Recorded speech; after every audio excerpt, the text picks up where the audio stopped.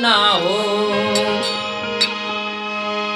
अरे हपारा गंगा हो कहे ओ हपारा जमुना हो।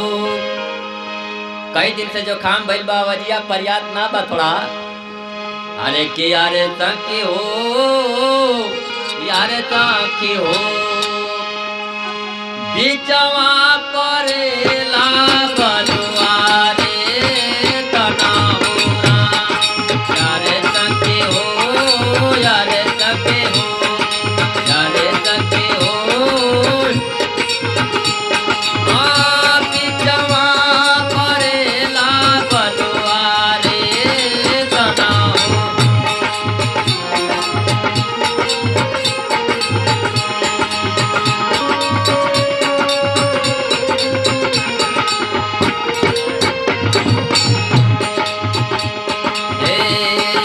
पार गंगा ओ पाहे ओ पार जमुना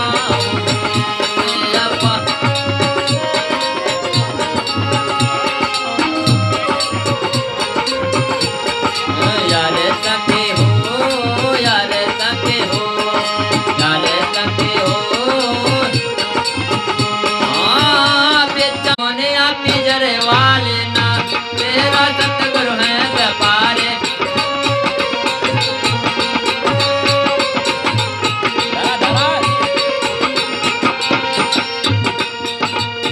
मुनिया पिंजरे वाली ना मुनिया पिंजरे वाले ना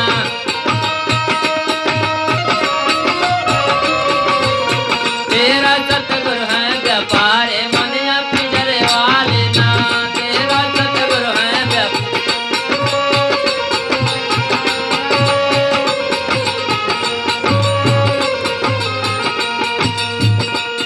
पांच तत्व का बना है पिंजरा में मुनिया रहती है रे। पांच तत्व का बना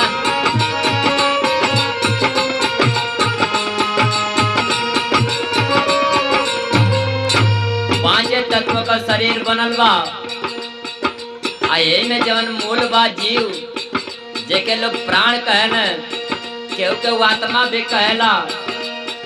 जबले ये बात तबले शरीरिया ठीक बा जब ही ना रही तो शरीरिया बेकार हो जाएगी। हे पांच तत्व का बना है पिंजरा में